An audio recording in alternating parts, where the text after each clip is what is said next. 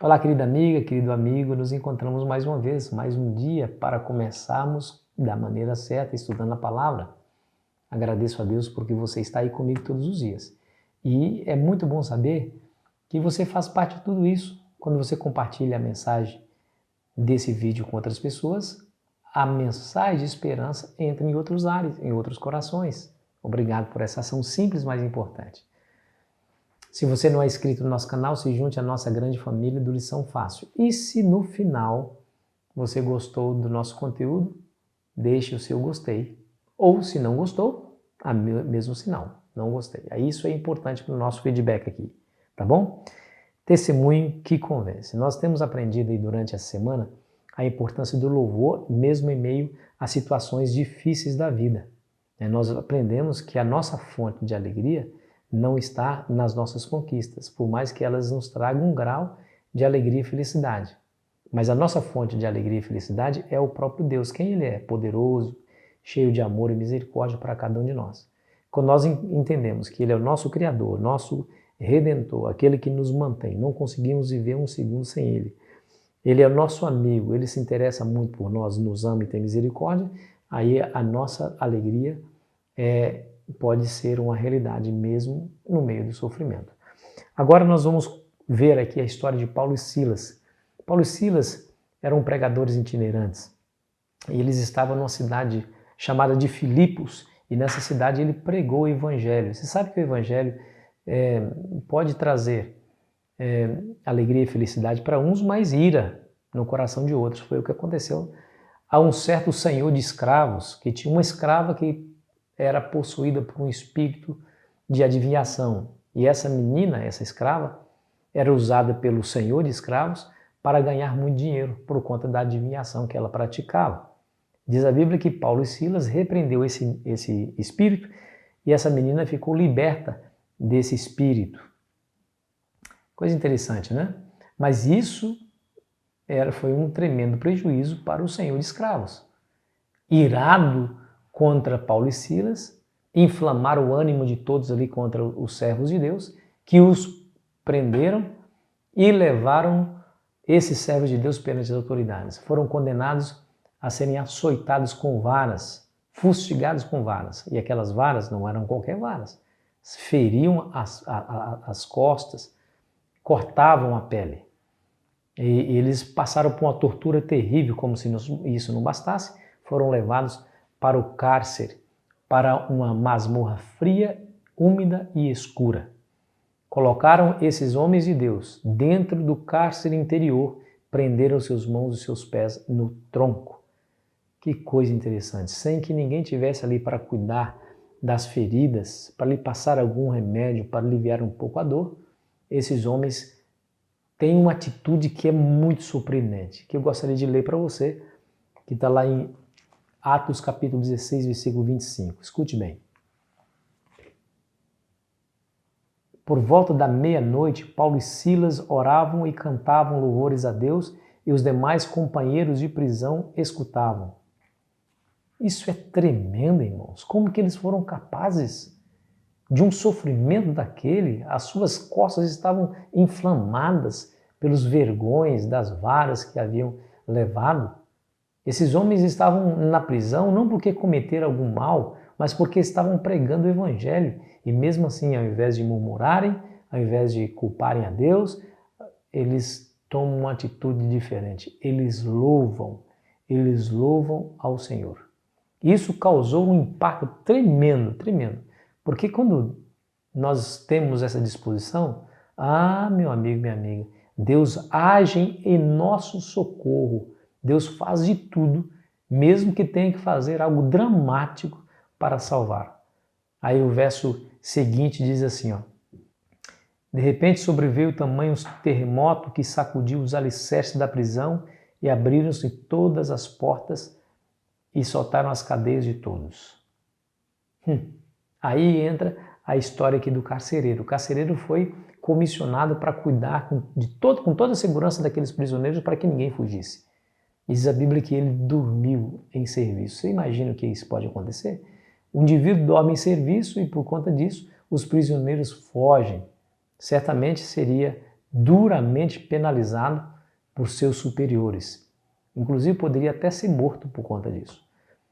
E um sentimento negativo acomete o coração daquele homem, de maneira que ele tenta até mesmo tirar sua própria vida, já que sua vida seria ceifada pelos seus superiores. Então ele pega da espada e vai se suicidar. E antes que ele se cometa o tal ato e chegue a vias de fato, Paulo brada para ele, para que ele não faça isso. Veja o verso 28. Mas Paulo bradou em alta voz: não te faça nenhum mal, que todos aqui estamos.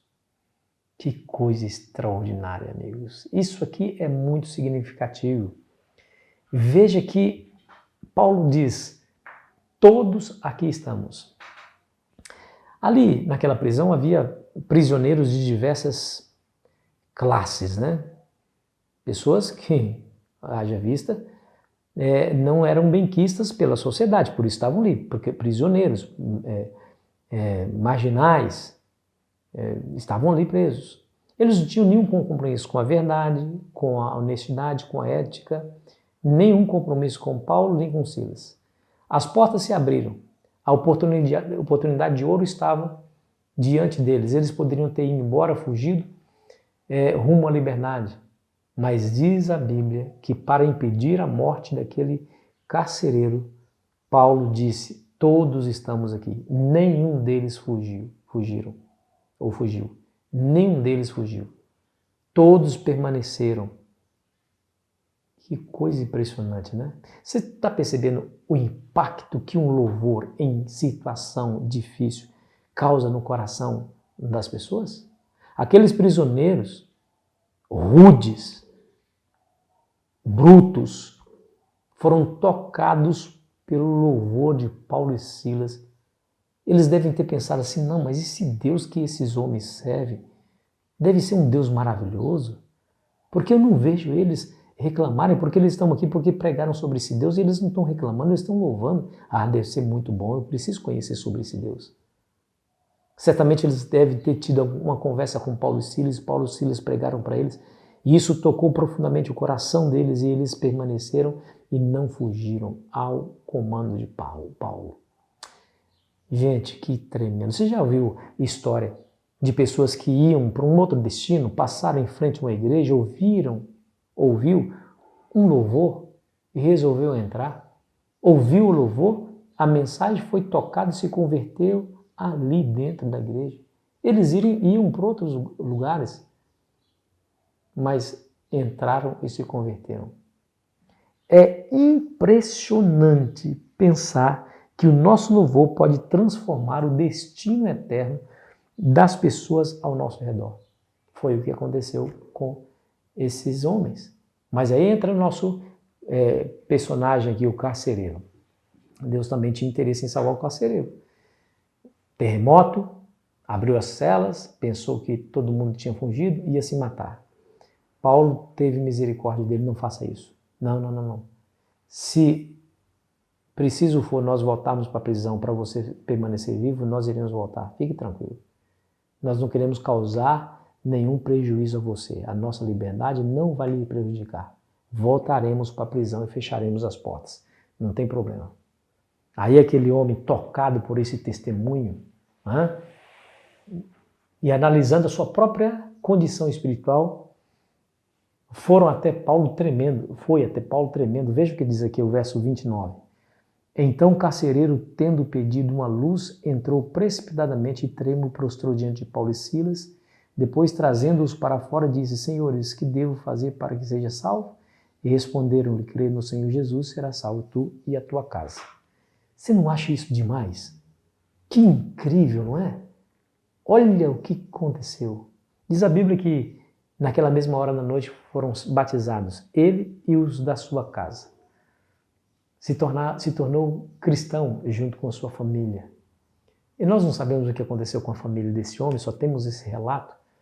Mas vamos imaginar, claro que ele continuou servindo a Jesus, mas vamos imaginar que ele está lá sentado no banco da sua igreja, num certo dia de culto, quando um pastor da igreja diz e anuncia para a igreja: gente, eu tenho uma carta aqui do apóstolo Paulo para ler para os irmãos. Ele escreveu, veja, Paulo escreveu uma carta para a igreja estabelecida em Filipos. que é a carta de Paulo aos Filipenses. A igreja se estabeleceu ali. E agora o pastor lê as palavras de Paulo. Imagine qual foi o impacto no coração daquele carcereiro e de sua família, se eles estivessem ali ouvindo as palavras de Filipenses capítulo 1, versículo 29 e 30. Escute. Vocês receberam a graça de sofrer por Cristo e não somente de crer nele, pois vocês têm o mesmo combate que viram em mim e que agora estão ouvindo que continuo a ter. Imagine ele refletindo sobre essas palavras. Que alegria e louvor deve ter inundado o seu coração por saber que o sofrimento desse homem, apóstolo Paulo, trouxe salvação para ele e para a sua casa. Imagine ele pensando assim, como que Deus é maravilhoso. Deus se importou com um mero e insignificante carcereiro e a sua família, quando ele permitiu que esses servos de Deus, mesmo sob tais condições degradantes, fossem presos ali naquela prisão para me tocar, para me salvar, eu e minha família. O louvor brotou de maneira natural em seu coração. Certamente ele alçou a voz ao Senhor em louvor e gratidão. É isso, amigo. Imagine você. Será que aquele homem teria meras palavras para agradecer a Deus? Não. Ele usou o louvor, certamente, para demonstrar a sua gratidão. É isso. Quando você louva a Deus em situações difíceis, de sofrimento, saiba que mudanças estão sendo operadas naquelas pessoas que estão ao seu redor ouvindo o seu louvor, como aconteceu aqui nessa história.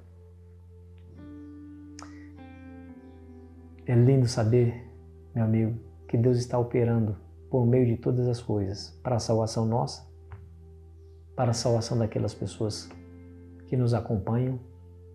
O testemunho de um louvor assim nunca pode ser contradito e nem diminuído, porque ele é eficaz em sua natureza. Eu sei, não é fácil. Em meio ao sofrimento, você louvar a Deus? Não é fácil. Mas é possível se você tirar os olhos do sofrimento e colocá-los na fonte da sua alegria, que é Deus. E aí você vai louvar e terá razões para louvar a Deus, mesmo passando por sofrimento. Vamos orar? Querido Pai Celestial, obrigado pela mensagem de hoje. Nos ajude, Senhor, a manter no nosso coração essa verdade de que o Senhor é a fonte da nossa alegria, e isso nos dará motivação para continuar louvando o Teu nome. Pedimos em nome de Jesus. Amém.